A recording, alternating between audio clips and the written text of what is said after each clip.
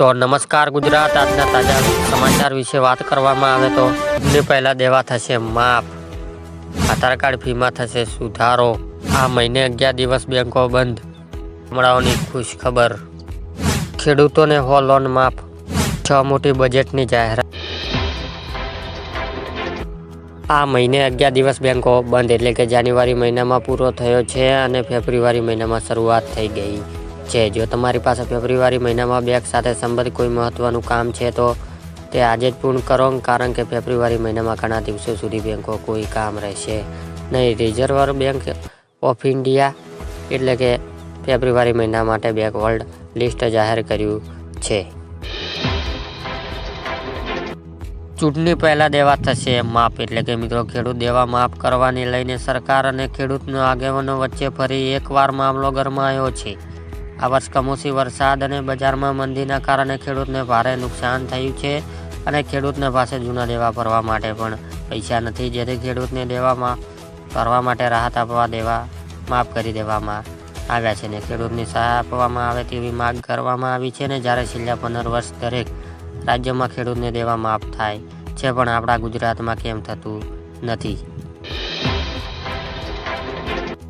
આધાર card ફીમાં થશે સુધારો એટલે કે મિત્રો આધારની વિગતો મફત અપલોડ કરવાની છેલ્લી તારીખ ફરી એકવાર લંબાવવામાં આવી છે અને આધાર દસ્તાવેજો અપલોડ કરવાની છેલ્લી તારીખ અગાઉ 14 ડિસેમ્બર 2024 હતી, જેને કરીને 14 માર્ચ 2024 કરવામાં આવી છે અને આ માટે સરકાર દ્વારા માય આધાર એપ્લિકેશન લોન્ચ કરવામાં આવી છે ને જેથી જે મિત્રો આધાર કાર્ડ, ઉંમર, સરનામું, જન્મ તારીખ, લિંક મોબાઈલ નંબર પર ઈમેલ જેવી માહિતી મફત અપલોડ કરવામાં આવે છે અને 14 માર્ચ 2024 પહેલાં આ કાર્ય કરી લેજો મિત્રો.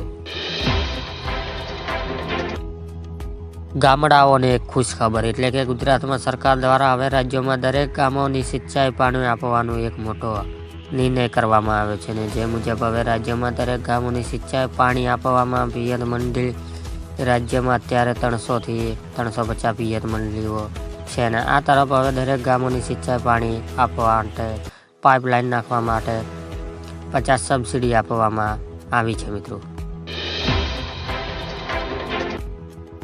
ખેડૂતોને લોન માફ એટલે કે મિત્રો ખેડૂત દેવા માફી લઈને મોટા સમાચાર સામે આવ્યા છે કે મોદી સરકાર જ્યારે 2004ના વર્ષમાં જ્યારે સત્તા ઉપર આવ્યા હતા ત્યારે એમણે કીધું હતું કે 2023 સુધી ખેડૂતની આવક બમણી કરી દેવામાં આવશે અને ડુબળી ખેડૂતની સંપૂર્ણ દેવા માફ કરવામાં આવશે અને મોદી સરકારનું વચન આપ્યું હતું.